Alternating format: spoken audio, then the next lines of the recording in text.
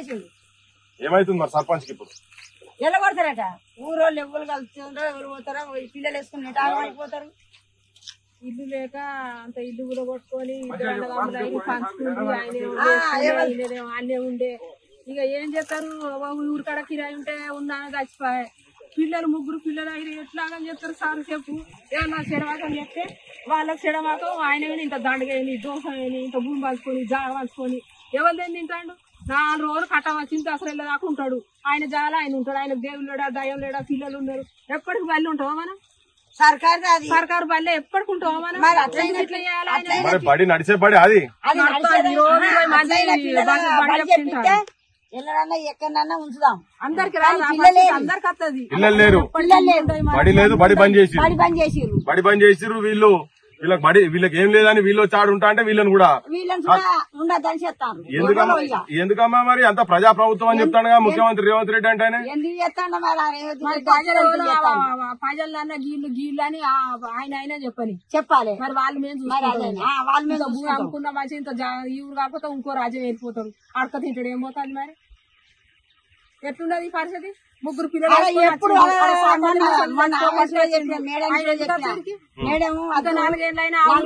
ఉన్నారు.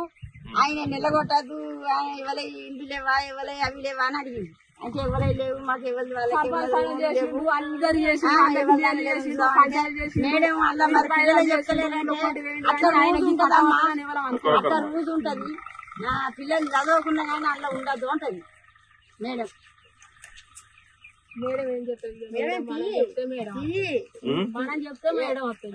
చూసినావు కదా రేవంత్ రెడ్డి, నువ్వు విద్యాశాఖ మంత్రివి. నీ పాలనలో ఎట్లున్నదంటే నడుస్తున్న బడిని బంద్ చేపించినావు. అది ఒకటే అర్ర కూడా ఉన్నది ఒకటే. అదేదో నీడ గురించి తలదాసుకుందామని చెప్పని ఇల్లు కూలిపోయిన సర్పంచ్, నీ అప్పున్న సర్పంచ్ పచ్చని సంసారాలు పచ్చని పల్లెలల్లా సంసారాలల్లా చిచ్చు పెడుతున్నావు. వాళ్ళు చెప్తున్నారు భార్యాభర్తల మధ్యలో కూడా పంచాయతీలు అవుతున్నాయి. లేనితోటి ఎగబెట్టి నాకు ఇక్కడ సర్పంచ్ గిరి పెట్టి ఇక్కడ ఊసబెట్టి ఏదో పని చేసుకుంటున్నాం. మాది మేము రోజు లొల్లిలట. అందుకే అంటున్నా, ఉట్టిగా చెప్తలేను నేను. వాళ్ళ సంసారాల్లో కూడా చిచ్చు పెడుతున్నావు నువ్వు.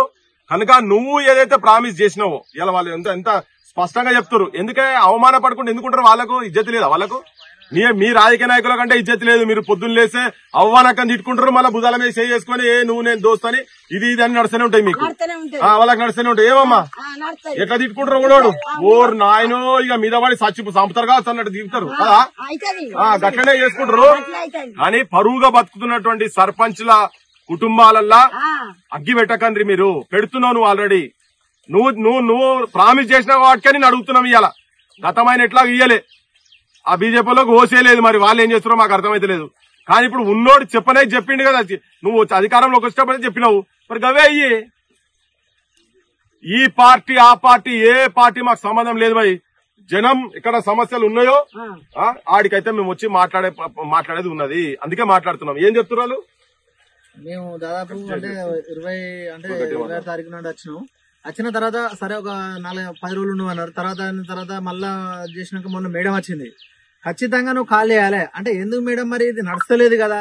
ఖచ్చితంగా ఇప్పుడు ఈ స్కూల్ బంద్ అయ్యే చాలా రోజులు అవుతుంది. లేదు నువ్వు ఖచ్చితంగా బంద్ చేయాలంటే ఖచ్చితంగా బంద్ చేస్తా కానీ ఖచ్చితంగా పిల్లలు తీసుకురావాలని మేము అంటున్నావు. వాస్తవాన్ని చెప్పాలంటే నేను ఎక్కడ పోయినా డిఓ గారితో కూడా ఫోన్ చేసిన, లిఫ్ట్ చేయలేదు. విషయం ఏంటంటే ఎంపీడీఓ గారు చెప్పిన కొంతమంది కాంగ్రెస్ లీడర్లు కూడా మాకు అంటే తెలిసిన వాళ్ళు మనకు పరిచయాలు ఉన్న వాళ్ళని కూడా అడిగిన అంటే డిఓ చెప్పండి నడవని స్కూల్ అంటే కూడా నువ్వు మంత్రి గారిని అంటున్నావు, నీకు బిల్లులు రావాలంటే బిల్లులు అడగద్దట. ఫస్ట్ ఆఫ్ ఆల్ నాకు 3,50,000 ఉన్నాయని ఒకలంటారు, 1,70,000 2,30,000 అని ఒకలంటారు. కాగితాలతో పత్రంతో సహాత్తం అక్కనపేట మండలంలో అంబేద్కర్ కాడ కూర్చుందాం. మరి ఎవరితో రాండి కాంగ్రెస్ పార్టీ వాళ్ళు కూడా వాళ్ళు మాట్లాడితే మాట్లాడుకొని గవర్నమెంట్ ముఖ్యమంత్రి ఇస్తా అన్నాడు అంతే కదా. ఈ పార్టీ మస్తు మాట్లాడతారు, కాగితాలు తీసి ముంగడ పెట్టాలి. ఖచ్చితంగా మేమేమంటున్నామంటే ఎంపీడీఓలు కావచ్చు మన ఎవరే ఏ ప్రభుత్వం ఉన్నా గానీ సర్పంచులన్నా ఊరు కోసం పనిచేస్తారు కాబట్టి మాకు ఏ రకంగానైనా బిల్లులు చెల్లించాలి. వాళ్ళు ఎవరైనా కావచ్చు అంటే వాళ్ళు వీళ్ళు అని కాకుండా నేను ఏమన్నా ఆ రోజు కూడా వాళ్ళ వీళ్ళు మాట్లాడలేదు. మాకు వచ్చే బిల్లులు ఉన్నాయి, మీరు రావడానికి మాకు ఇల్లు కూడా శాంక్షన్ లేదు, మాకు తొందరగా శాంక్షన్ చేయాలన్నాం. ఇంకొకటి ఏంటంటే మాకు ఆల్టర్నేట్ గా మాకు మా ఇల్లు అది చేసేదాకా మేము ఉంటామని చెప్పేసాను.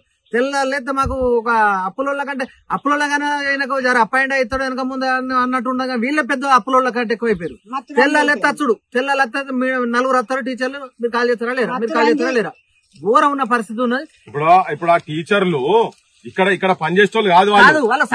మరి ఇప్పుడు కాదు, ఇప్పుడు బడి ఇక్కడ తెరుస్తారట వాళ్ళు వచ్చి. ఎవరు ఈ స్కూల్ కు టీచరే లేదు, ఈ స్కూల్ మీద జీతం తీసుకున్న టీచరే లేరు. వాసానికి విద్యాశాఖ మంత్రి రేవంత్ రెడ్డి ఇన్నావు కదా, ఈ స్కూల్ కు టీచరే లేదు. బంద్ అయిన బడికి టీచర్లు వస్తున్నారట, ఉన్న దానిలో టీచర్లే లేరు. 10 సంవత్సరాలు అప్పటి మొత్తం క్లోజ్ ఉంటుంది. ఇప్పుడు ఈ బడి అది బడి అంటే చాలా మంది ఏమనుకుంటారంటే ఓ అన్ని ఎన్ని అర్రాలు ఉన్నాయో అనుకుంటారు. ఒక్కటే అర్రా ఇప్పుడు చూపిస్తాం మీకు. ఆ బడి ఏందో దాని సకదనం ఏందో చూపిస్తాము, దాని కథ ఏందో చూపిస్తాం, కానీ ఒక్కటే అర్రా పన్నట్టు పోదాం పని. ఏదేమైనా 20 మంది చదవాలి, రేపు వెళ్తాడు పొద్దుగాల, రేపు వెళ్తాడు 20 మందికి. ఇగో అమ్మా నీ పేరేం పేరు, నీ పేరేం పేరు కాదమ్మా, నీ పేరేం పేరు. ఇగో సందేహమైన లచ్చవ్వ చెప్తున్నది.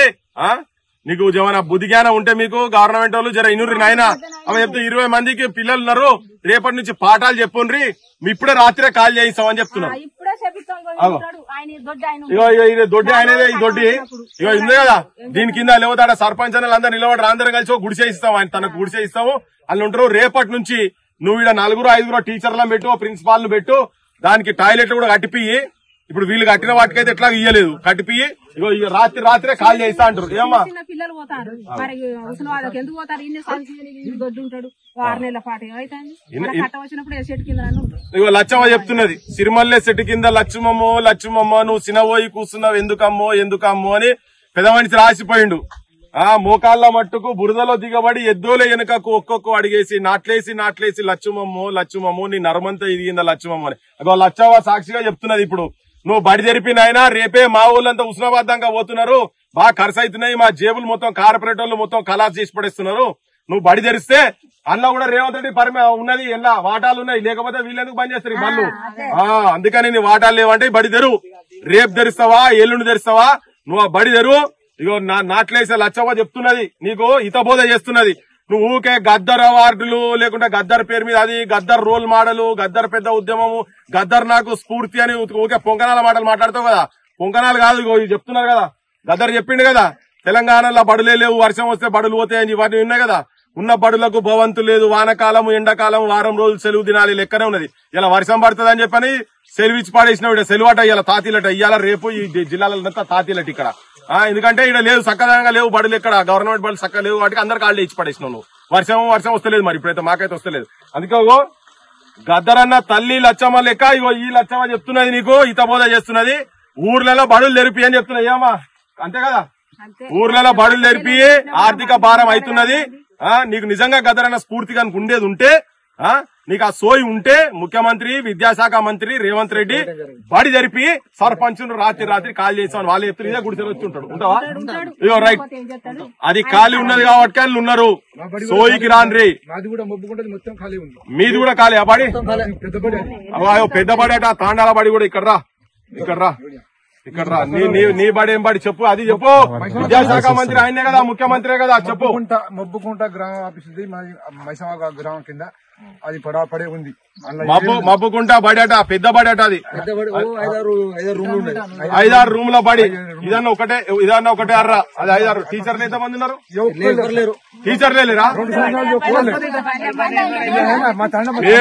పేదోళ్ళు తాండాలను బతికేటోళ్ళు తాండాలను 2 సంవత్సరాలు అవుతుందట బడి బంద్ అయ్యి.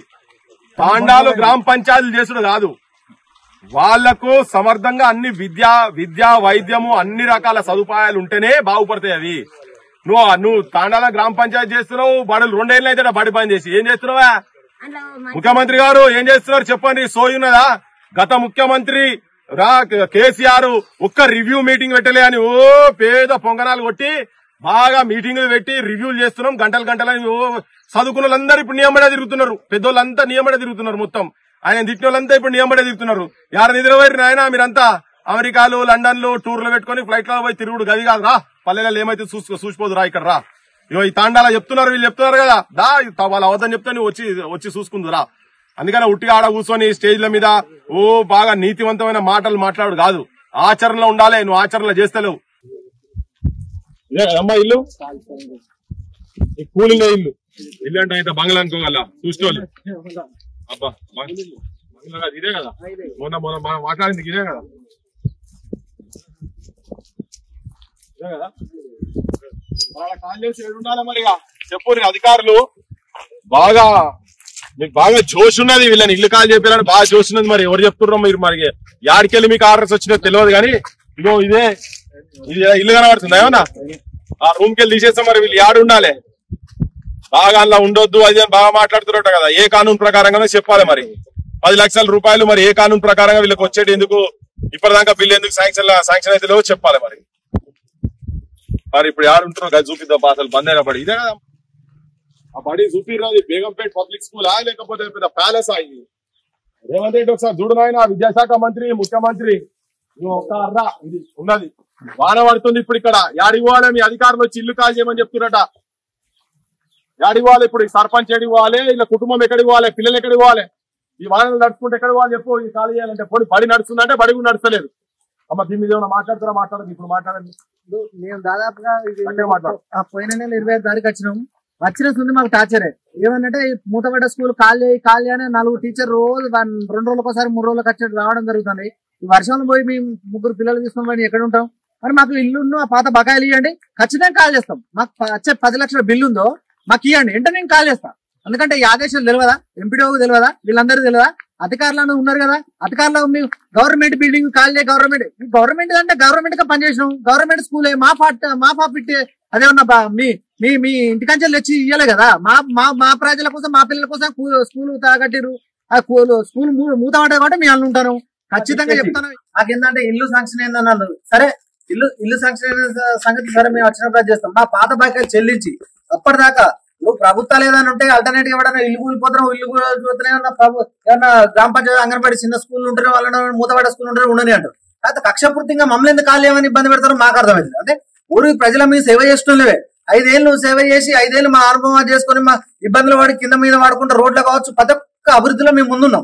కానీ ఖచ్చితంగా మీరు ఖాళీ చేయాలని అంటే మాకు అప్పులలో ఇచ్చిన వాళ్ళ పొలంలో ఇప్పుడు ఇవాళ రేపు ఇతరుది వాళ్ళు బిల్లులు వచ్చినాక ఇస్తారు అనుకుంటారు. వీళ్ళు పెద్ద అప్పుల కంటే ఎక్కువైంది. ఇప్పుడు ఏంటంటే మా పరిస్థితి ఏంటంటే ఆత్మహత్య చేసుకున్న పరిస్థితి ఉంది. వీళ్ళు ఇవ్వండి అంటే ఆత్మగౌరవం నమ్ముకోలేక ఇది ఇంత మాకు బిల్లులు వచ్చేటివి ఉన్నాయి, మాకు ఉండడానికి చోటు లేక 5 ఏళ్ళు మేము చేస్తే అన్న ఉద్దేశం కొద్ది బాధపడే ఉంది. కానీ ఇది తక్షణమే ఇట్లాంటి, ఎందుకంటే డిఓ దృష్టి కూడా ఉన్నదట. వీళ్ళు డిఓ గారు కానీ ఎవరు కానీ మాకు ఆల్టర్నేట్ గా మాకు కొంచెం మేము చేసుకునేదాకా ఆల్టర్నేట్ గా మేము ఉంటాం.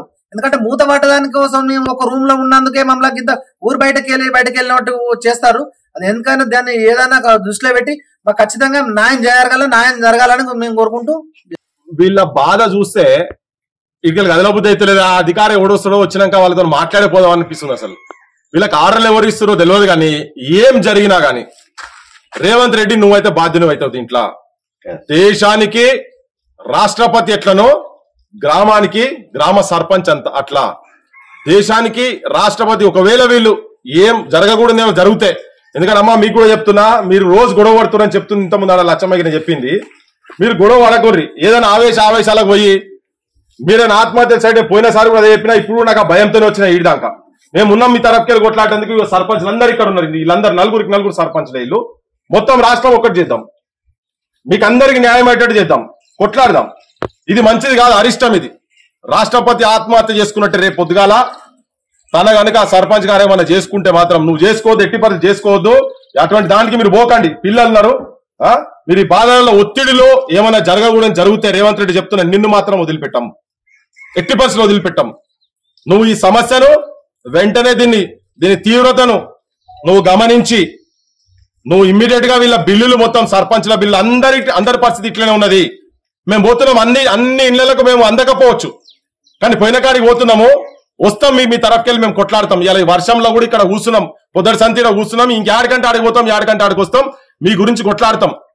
కానీ ఏ సర్పంచ్ ఇక్కడ నుంచి ఆత్మహత్య చేసుకున్నా నీ బొమ్మ దానికి పెట్టి రేవంత్ రెడ్డి నువ్వు రాజకీయాల్లో ఉన్న రోజులు నీ ఎంబడబడతాం, గుర్తుపెట్టుకో. నీ బొమ్మకు ఆ ఉరేసుకున్నారా చచ్చిపోయిన శవాలకు పక్కకు పెట్టి మేము మొత్తం తెలంగాణ అంతా తిప్పకపోతే దేశం మొత్తం తిప్పకపోతే చూడు. మరి ఒక్క ఆత్మహత్య కూడా జరగవద్దు. తెలంగాణ రైతులది కావచ్చు, సర్పంచ్లది ముఖ్యంగా ఒక్క ఆత్మహత్య కూడా జరగవద్దు. మళ్ళా చెప్తున్నా, దేశానికి రాష్ట్రపతి ఎట్లనో ఊరికి సర్పంచ్ అట్లా రాష్ట్రపతి ఆత్మహత్య చేసుకున్నట్టే. కనుక వెంటనే నువ్వు ఇమ్మీడియట్ గా వీళ్ళ బిల్లులు మొత్తం అవసరమైతే మిత్తిలతో సహా కాపాడు. పెద్ద బర్డెన్ కాదు ఇది, పెద్ద పెద్ద ఉన్నోళ్ళకి ఇస్తున్నావు కదా, బర్డెన్ కాదు ఇది. ఒకవేళ జరగకూడదు ఏ కుటుంబంలో జరిగినా నీ బొమ్మలు చూసి గుర్తుపెట్టుకో. నువ్వు అనుకుంటున్నావు పోలీసు వాళ్ళు గిలీసోళ్ళు, నువ్వే పోలీస్ మంత్రివి కదా, నీ పోలీస్ మంత్రితో నువ్వు ఏదో చేయాలని నేను అనుకునేవు. మొత్తం నువ్వు వాక్కును మాత్రం ఎవరు ఆపే సవాలే లేదు. బయటికి పోతాం మొత్తం అంతా తెలంగాణ మొత్తం. నువ్వేందో, నీ సంగతి ఏందో, నీ జూటా మాటలు ఏంటియో, నీ అబద్ధాలు ఏంటియో, రాజ్యాంగం బుక్కు నీ రాహుల్ గాంధీ చేతులు పట్టుకొని తిరుగుతుంది కదా, రాజ్యాంగం బుక్కు చేతులు పట్టుకొని తిరుగుడు కాదు. రాజ్యాంగం ఇచ్చినటువంటి హక్కులతోటి వీళ్ళు ఏదైతే అయినరో ఆ గౌరవం వాళ్ళకి రావాలి, వస్తలేదు కాబట్టి కడుపు గాలి. ఇంకా తెలంగాణలో ఆత్మహత్యలు చూడొద్దనే ఆలోచనతో శివాలయ ఊరేగుతున్నారమ్మా, సర్పంచులు నడి సేన్లలో సమాధులైనరమ్మా సర్పంచ్ కుటుంబాలు అనేటట్టుగా భవిష్యత్తులో ఉండకుండా ఉండాలనంటే వెంటనే దీన్ని దీర్ఘంగా ఆలోచించి దీన్ని ఇక్కడనే క్లోజ్ చేయండి. పంతాలకు పోకండి. ఈ పార్టీ ఆ పార్టీ నా కాన్స్టిట్యూన్సీలో ఎవడేం చేస్తాడు అని ఎమ్మెల్యేలు మంత్రులు మీరు అట్లా సిద్ధుకు పోయిననుకో జనం లోపల మీరు బద్నాం అవుతారు. జాగ్రత్త అని చెప్పదలుచుకున్నాం అంతేనే. ఏందే మీ అందరి మాట అంతే కదా, సర్పంచ్ అందరూ ఒకటే కదా, ఊరు మొత్తం అట్లనే ఉన్నది. సర్పంచ్ అట్లా ఉన్నారు. అందరికి వాళ్ళ బిల్లులు మాత్రం రావాల్సిన అవసరం లేదు. అమ్మా మీరు జర సాకర ఇలమ్మలు సమ్మక్క సారకలను ఇప్పటిదాకా దేవతల కాడ ఉండొచ్చినాం. పోషమ్మ, మైసమ్మ, కట్టమైసమ్మ, దుర్గమ్మ ప్రతి రూపాలుగా మీరు ఉండాలి. కొట్లాడదాం, మీరు కొట్లాడి మీ బిల్లులు సాధించుకుందాం అంతనే. గానీ మీరు ఆ దిక్కే పోగానే మీరు జర పంచాయతీ పెట్టుకోకూడదు. జర జై తెలంగాణ, జోహార్ తెలంగాణ మన వీరులకు జోహార్ జోహార్. సాధిద్దాం సర్పంచ్ల హక్కులను, సాధిద్దాం సర్పంచ్ బిల్లులను, సాధిద్దాం. జై తెలంగాణ, జై తెలంగాణ. పెద్ద మనిషి ఉన్నాడు, ఏం కాదు. అయ్యో ఖాళీ ఎప్పుడు చేయాలంటే మేమే వచ్చి గుడిసేస్తాం. ఇక మీకు తెలంగాణ మొత్తం పోస్టర్లు ఇస్తే ఇస్తా నేను. ఒకవేళ ఆయన అట్లనే కనుక చేసి పెద్ద మనిషి చూడు, మంచి మాట చెప్తున్నానే. అడుగుతావు కానీ పాపం చూడు ఎంత దయాగుణం చూడు. పల్లెల చెప్తున్నాడు. అగో మా ఇస్తాం రా, మీకెట్లా హోష్ వస్తలేదా నాకు అర్థమైతలేదు, మీకెట్లా బుద్ధి లేదా నాకు అర్థం. అమ్మా మీరు దయచేసి ఏం చేసుకోకండి ప్లీజ్. సిద్దిపేట జిల్లా మేము అక్కడిపేట మండల సర్పంచులు అంతా 32 మంది ఉన్నారు. అందులో ఒక 25 మందికి మాత్రం యాజువల్ గా బిల్లులు మొత్తం చాలా పెద్ద మొత్తంలో వచ్చేది ఉన్నది. 20 లక్షలు, 30 లక్షలు, 25 లక్షలు సీసీ రోడ్లు వేసిర్రు, డంపింగ్ యార్డ్లు కట్టిర్రు, పల్లె ప్రకృతి వనాలు కట్టిర్రు. ఇవన్నీ కూడా ఈజీఎస్ లో అమౌంట్ రావాలి, గ్రామ పంచాయతీలో నిధులు రాక గ్రామ పంచాయతీ వర్క్ చేసినాం ఎంపీ ప్రకారం. అప్పుడు ఎంపీలు ఉన్నాయి, ఎంపీ ప్రకారం చేసిన బిల్లులు కూడా ఏది గ్రామ పంచాయతీకి 14 ఫైనాన్స్ కానీ అప్పుడు ఉన్న ఎస్ఎఫ్సి నిధులు కానీ రాక పెండింగ్ లో ఉండి మేము దిగిపోయే కన్నా ముందు 2 years నుంచి కూడా పెండింగ్ లో ఉండి ఏ ఒక్క అమౌంట్ కూడా రాకుండా మేము పని చేసినాం. అమౌంట్ వస్తుంది అన్నాకనే పని చేసినాం. పని చేసిన తర్వాత ఎంపీలు ఇట్లా చేయించుకొని పెట్టినాం. ఏ ఒక్క రూపాయి బిల్లు కూడా విడుదల కాలేదు. అప్పుడు ఆ ప్రభుత్వం ఉన్నప్పుడు కొద్దిగా అశ్రద్ధ అయిపోయింది, కాలేదు. తర్వాత ఈ ప్రభుత్వం వచ్చిన తర్వాత కూడా వస్తాయని చెప్పి మేము గెలిచి మేము ఓడిపోయి ఇప్పుడు మేము దిగిపోయిన తర్వాత 15 నెలల నుంచి సర్పంచులు దిగిపోయిన 15 నెలల నుంచి కూడా పోరాటాలు చేసినా కూడా మాకు రావట్లేదు బిల్లులు. వాళ్ళ సర్పంచులకు ఎక్కడికి వచ్చేది ఏమి లేదు వచ్చేది అని చెప్పి మాట్లాడుతున్నారు కొంతమంది నాయకులు. కానీ ఇది కరెక్ట్ కాదు. వచ్చేది ఉన్నది గ్రామ పంచాయతీలో మీరు మండల స్థాయిగా విలేజ్ తీసుకొని మండలాల నుంచి జిల్లాకు పంపించారు. 2 కోట్ల రూపాయల నిధులు ఇప్పుడు ఇక్కడికి వచ్చేది ఉండే, 2.5-3 కోట్ల రూపాయలు వచ్చేది ఉండే. ఆ బిల్స్ అన్ని కూడా పంపించారు. మా పెండింగ్ బిల్ అని ఎంపీ ప్రకారం ఎంతున్నది వీళ్ళు ఎంతున్నాయని కూడా అడిగి తెలుసుకున్నారు. గత 3-6 నెలల కింద తెలుసుకున్నారు. తెలుసుకొని కూడా ఇప్పటి వరకు కూడా దానికి నిమ్మకు నిరత్తనట్టే ఉండి ఏం లేదు. సర్పంచులకు బిల్లులు లేవు, ఇచ్చేది లేదు. వాళ్ళు మేము సీసీ రోడ్లు వేసినాం, ఈ రోజు మేము పల్లె పక్కన చేసినాం, మేము ప్రతి ఒక్కరు చేసిన వాటి మీద పని చేసుకుంటలేరా? విలేజ్ ఎంత డెవలప్మెంట్ అనేది ఎట్లున్నది అనేది కనబడలేదా? గత 5 సంవత్సరాల నుంచి ఎంత పని చేసారు, ఏం పని చేసారు విలేజ్ అని చెప్పి ఒకసారి తెలుసుకోవాలి. లేదంటే ఇప్పుడు మేము సీసీ రోడ్లు వేసినాం, పల్లె పక్కన కట్టినాం, క్రీడా ప్రాంగణాలు కట్టినాం. ఇవన్నిటి కూడా స్థలం దొరకకపోతే కూడా స్థలాన్ని వ్యక్తి నుంచి తెంకాడి కట్టి అలా మట్టి కావాల్సిన మట్టి అవసరం ఉంటే పోసి ఇవన్నీ చేసినా కూడా ఈ రోజు వరకు కూడా మా బిల్లులు పెండింగ్ బిల్లు ఇవ్వకుండా మాకు అప్పులు లేవు, వాళ్ళు లేనాడు మిత్తిలకు సరిపోతలేదు. ఒక్కొక్కరు పుస్తలు అన్ని బంగారం పుస్తలు అన్ని అమ్ముకున్నారు కూడా మిత్తిలకు సరిపోతలేదు. నాకు ఒక్కరికి 30 లక్షల బిల్లులు రావాలి. 30 లక్షలు అంటే నెలకు 60,000 మిత్తి అవుతాను. నెలకు 60,000 అంటే ఏం చేసి ఎంతో సంపాదిస్తాం, ఎట్లా కడతాం? 5 సర్పంచులు అంటే ఏం సంపాదించారు అనేది కూడా గత 5 సంవత్సరాల నుంచి ఏం సంపాదించారు అనేది సర్పంచ్ అందరి ముఖాలు కూడా వాలిపోయినట్టే ఉన్నాయి. ఈ రోజు చాలా ఇబ్బంది పరంగా ఉన్నారు. మాకు తక్షణమే బిల్లులు ఇచ్చి మా అందరిని ఆదుకోవాలని గవర్నమెంట్ ఏ పని చేసినా మన ఊరికే చేసినాం. ఊరు మంచిగా ఉంటేనే దేశం మంచిగా ఉంటది. ఎవరైనా సర్పంచ్ అంటే ఆయన ఊరికే పని చేసిండు తప్ప ఏదో వేరే పని చేయలే, మండలంలో పని చేయలే, జిల్లాలో పని చేయలే, ఊళ్ళే పని చేసిండు. ఊళ్ళే వరకే డబ్బులు ఇవ్వమంటాను. ఊరు చేసిన పైసలు ఇవ్వమంటాను, వేరే అయితే చేయమంటలేము. వారైనా చేసి ఎవరైనా డెవలప్మెంట్ చేసేదే, అది చేసినా వీళ్ళు డెవలప్మెంట్ కనబడతలేదా? ఈ రోజు ప్రతి ఒక్క నాయకులు కనబడతలేదా? చేయలేదా? చేసినా కూడా ఇప్పటి వరకు కూడా ఇవ్వట్లేదు బిల్లులు. తక్షణమే మా బిల్లులు, మాకు పెండింగ్ బిల్లులు మొత్తం ఇచ్చిన తర్వాతనే ఎలక్షన్ లో పోవాలని నేను కోరుకుంటున్నాను. 2 కోట్లు ఉంటాయి, 2 నుంచి 3 కోట్ల మధ్యలో ఉంటది. ఈజీఎస్ ఈ గ్రామ పంచాయతీ బిల్లులు అన్ని కలిపి ఒక 3 కోట్ల వరకు, 2 నుంచి 3 కోట్ల వరకు ఉంటది. మేము అన్ని పనులు చేసినాం, కానీ కాకపోతే మాకు బిల్లులు మాత్రం రాలేదు. ఈజీఎస్ లో కూడా పని చేసినా కూడా ఇప్పటి వరకు బిల్లులు రాలేదు. మా ఊరు మా బడి కింద బాత్రూమ్ కట్టాం, ఇప్పటి వరకు బిల్లు రాలేదు. ముందు అమౌంట్ వచ్చింది, మిగతా అమౌంట్ రాలేదు. అది కాలేదు. ఏది ప్రతి ఒక్కటి పని కాదు. క్రీడా ప్రాంగణాలకు మట్టి వేయమన్నారు, మట్టి పోసినాం, మట్టి పైసలు రాలేదు. ప్రతి ఒక్కటి ఏ పని చేసినా కూడా పైసలు రాలేదు. ఈజీఎస్ రాలేదు, గ్రామ పంచాయతీలో పైసలు రాలేదు. మాకు ఖచ్చితంగా ఈజీఎస్ నుంచి ఎన్ని రావాలి ప్రతి గ్రామ పంచాయతీకి, గ్రామ పంచాయతీ నుంచి మా పని మనం చేసిన పని మా పైసలు మాకు ఇచ్చిన తర్వాత మళ్ళీ ఎలక్షన్ లో పోండి, మళ్ళీ వచ్చింది మీకు డెవలప్మెంట్ ఎంత అవుతుందో అప్పుడు చూపించండి. మా డెవలప్మెంట్ ఇంత అయిందని ఇప్పుడు మేము కరాఖండిగా చెప్తున్నాం. ప్రతి విలేజ్ లో కూడా గౌరవంగా బతికినాం ఇన్ని రోజులు, ఇప్పుడు గౌరవం లేకుండా అయిపోయింది. ప్రతి ఒక్క సర్పంచ్ దగ్గర పోయి, సర్పంచ్ అక్కడ పోయి ఒక 1000 రూపాయలు ఇవ్వండి, అబ్బో ఈ సర్పంచ్ అప్లై అయినారు పోయి ఇయ్యా మీకు అని చెప్పి అన్న కాడికి వచ్చింది. ఆత్మహత్య చిరణం అవుతుంది లాస్ట్ కు వచ్చేసరికి. ఎందుకంటే విధి లేక ఆలోచించి ఏం చెప్తారు, లాస్ట్ కు ఏం చేసినా లాస్ట్ కు ఇక మనం చచ్చిపోతే అయిపోతురా బాబు అని. చచ్చిపోయినా డబ్బులు అనుకుంటున్నారు, కానీ ఆత్మవిశ్వాసం చంపుకోలేక చచ్చిపోవడం అవుతుంది. కాబట్టి దయచేసి మా బిల్లులు మాకు తక్షణమే చెల్లించి ఎలక్షన్ అవ్వాలని కోరుకుంటున్నాం. దాదాపుగా ఇప్పుడు 18 నెలల సమయం నుండి కూడా ఈ కాంగ్రెస్ పరిపాలనలో, ఈ పాలనలో మరి ముఖ్యమంత్రి రేవంత్ రెడ్డి గారు మరి మా సర్పంచులు, ఎంపీటీసీల బిల్లులు చెల్లించడం లేదు. మరి గత ప్రభుత్వంలో మేము అనేక రకాల అభివృద్ధి చేసింది కళ్ళ ముందనే కనబడుతుంది అభివృద్ధి కూడా. మరి మా ప్రభుత్వంలో చేయలేదు, గత ప్రభుత్వంలో చేసిండ్రు, వాళ్ళనే అడుకోపోరు అనే రకంగా మరి గౌరవ ముఖ్యమంత్రి గారు మాట్లాడుతూ ఉన్నారు. అది సబబు కాదు. ఎందుకంటే మేము లక్షల రూపాయలు అప్పులు చేసి ఎన్నో రకాల వ్యయ ప్రయాసాలు కూర్చి మరి మా భార్య పిల్లలను కూడా పోషించుకోవడానికి కూడా ఇబ్బంది అవుతుంది. ఎందుకంటే దాదాపుగా సుమారు 5 లక్షల పైచీలకు 5 లక్షలు ఉంటే దాదాపుగా 30-35 లక్షల వరకు చాలా మందికి రావాలి. అంటే మేము ఇవాళ వడ్డీలు కట్టలేని పరిస్థితిలో దీనవస్థలో ఉన్నాం. మా కుటుంబాలు గడుస్తలేవు. అప్పుల వాళ్ళ ఇంటి దగ్గరకు వచ్చి అడిగితే ప్రజాప్రతినిధిలో ఉన్నటువంటి మేము మరి అవమానానికి గురవడం కలుగుతుంది. ఆర్థిక భారంతో ఇటు పాల్గొనని పరిస్థితుల్లో మానసిక ఆవేదనకు పొంది మరి మా భార్య పిల్లలు కానీ మేము కూడా ఆ ఆవేశంతో, మానసిక ఇబ్బందులతో ఒక ఆత్మహత్య శరణ్యం అనే పరిస్థితులు ఇవాళ దాదాపు అన్ని గ్రామాలలో కనబడతా ఉన్నాయి. మా తోటి సహచర సర్పంచులు, ఎంపీటీసీలు మరి గ్రామానికి సంబంధించి గ్రామాభివృద్ధిలో భాగస్వామ్యంగా గ్రామ పంచాయతీ నిధులు, స్టేట్ ఫండ్, సెంట్రల్ ఫండ్, అలాగే మన ఊరు మనబడిలో కూడా పనిచేసిన పనులు ఉన్నాయి. అలాగే సిడిఎఫ్ లో పనిచేసినాము, స్పెషల్ ఫండ్ లో పనిచేసినాము. రకరకాలుగా గ్రామాభివృద్ధి కోసము ప్రజలందరినీ అభివృద్ధి పథంలో నడపాలి, గ్రామాల్లో పట్టుకోమలుగా ఉండాలని చెప్పి గొప్ప ఆలోచనతో, ఒక ధర్మంతో, ఒక మంచి ఆలోచన విధానంతో సమాజం మెరుగుపడాలని చెప్పి, ఒక హ్యుమానిటీ కల్చర్ తోటి మేము సమాజ సేవ చేద్దామని చెప్పి ఈ రాజకీయాలకు వచ్చి ఒక యువకులుగా మేము వచ్చి సేవ చేద్దామని వస్తే మరి ఈనాడున్న ప్రభుత్వం ఏం చేస్తున్నదంటే బిల్లులు చెల్లింపులు లేక మమ్మల్ని చాలా ఆర్థిక ఇబ్బందులు పెడతా ఉన్నది. మరి మేమేమనుకుంటున్నామంటే ఇప్పుడు సర్పంచ్ ఎలక్షన్స్, ఎంపీటీసీ, స్థానిక సంస్థల ఎన్నికలు పెడతామని గౌరవ ముఖ్యమంత్రి గారు చెప్తా ఉన్నారు.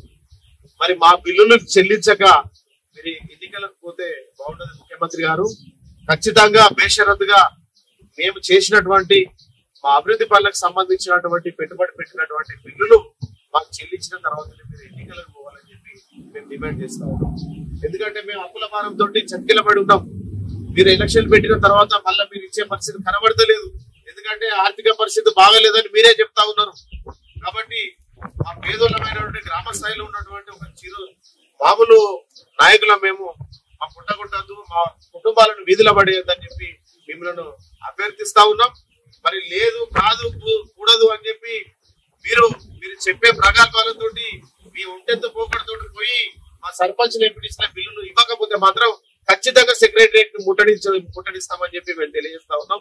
గ్రామాలలో అన్ని పార్టీలకు సంబంధించి కాంగ్రెస్ కావచ్చు, బీఆర్ఎస్ కావచ్చు, బీజేపీ పార్టీ కావచ్చు, ఇంకేదైనా ఇతర పార్టీలు కావచ్చు, ప్రతి ఒక్క సర్పంచ్ కూడా ఇవాళ పెట్టుబడులు పెట్టి ఆర్థిక భారంతో ఇబ్బందుల పాలై ఉన్నారు. కాబట్టి మీరు బిల్లులు చెల్లించని ఏడల మాత్రం ఖచ్చితంగా మేము పాదయాత్రల ద్వారా ఉద్యమాన్ని సృష్టిస్తాం. ఖచ్చితంగా సర్పంచ్ అనేది సంఘటితమై రాష్ట్ర స్థాయిలో కూడా ఉద్యమం చేద్దామని చెప్పి మేము డిమాండ్ చేస్తాం. మండల్ సిద్దిపేట జిల్లా ఇక్కడ వచ్చిన సర్పంచ్ మేజర్ సర్పంచ్ ఉన్నారు. ఇక్కడ ఒక మంచి ప్లేస్ కూర్చున్నాం. ఇక్కడ అందరు గ్రామ దేవతలు ఉన్నారు. ఇక్కడ పోషమ్మ ఉన్నది, మైసమ్మ ఉన్నది, దుర్గమ్మ ఉన్నది, ఎల్లమ్మ ఉన్నది, సర్దార్ సర్వై పాపన్న అందరి సమక్షంలో మర్రి చెట్టు కింద కూర్చొని వీళ్ళు చెప్పేటి అన్ని వాస్తవాలు, పచ్చి నిజాలు. కానీ రాజకీయ నాయకులు పచ్చి అబద్ధాలు, మోసాలు చేస్తున్నారు. రేవంత్ రెడ్డి గత ప్రభుత్వం ఉన్నప్పుడు ఆయన అపోజిషన్ లీడర్ గా ఊరూర్లు పోయి ఏ దేవుడు ఎక్కడ కనిపిస్తే దండం పెట్టి నేను వీళ్ళ బిల్లులు రాగానే ఇస్తా, నన్ను నమ్ముర్రి, ఈ దేవుని మీద ఒట్టు, ఆ దేవుని మీద ఒట్టు అని ఒట్టు పెట్టుకుంటూ తిరిగిండు. మసీదుల కాడికి పోతే ఆడ దర్గాల మీద దసి కప్పి ఆడా చెప్పిండు. ఏడు చర్చి కనబడితే ఆడ పోడు మేరీ మాత దగ్గర జీసస్ దగ్గర పోయి చెప్పిండు. వీళ్ళ ఏమున్నా గానీ నేను రాగానే నేను వెంటనే నేను చెల్లిస్తా, నేను ఇచ్చేసేస్తా వీళ్ళ బిల్లు. మీరు ఏ పార్టీ అయినా పర్వాలేదు, ఈ పార్టీ ఆ పార్టీ అని కాదు, మీరు గ్రామాభివృద్ధి గురించి మీరు పనులు చేశారు కాబట్టినే ఆ గవర్నమెంట్ ఇస్తలేదు కదా, మీరు అవసరమైతే పోయి కల్లాలు బట్టి అడుగురని చెప్పని సర్పంచ్లను వీళ్ళందరినీ రెచ్చగొట్టిండు. గత ప్రభుత్వంలో ఉన్నప్పుడు బీఆర్ఎస్ ప్రభుత్వంలో ఈయన ముఖ్యమంత్రి అయిన తర్వాత ఇప్పుడు దాదాపు 19 నెలలు అవుతున్నది. ఇప్పటికి వచ్చిన తర్వాత గడికో మాట మాట్లాడుతున్నాడు. ఒకసారి ఇది నా ప్రభుత్వంలో అయ్యింది కాదని అంటాడు, ఓసారి 150 కోట్ల రూపాయలు నేను రిలీజ్ చేసినా అంటున్నాడు. ఆ రిలీజ్ చేసి ఎవరికి ఇచ్చినా మాకైతే ఎరకలే. కానీ స్పష్టంగా చెప్పేది ఏంటంటే ఓడ దాటేదాకా ఓడమల్లన్న, ఓడ దాటినాక ఓడమల్లన్న చందం లేకున్నది రేవంత్ రెడ్డి గారు చెప్పని. మీరు అధికారంలోకి వచ్చి వీళ్ళందరూ సపోర్ట్ లేకుండా మీరేం అధికారంలోకి రాలేదు. చాలా మంది ఇంటర్నల్ గా సపోర్ట్ చేస్తేనే మీరు అధికారంలోకి వచ్చారు.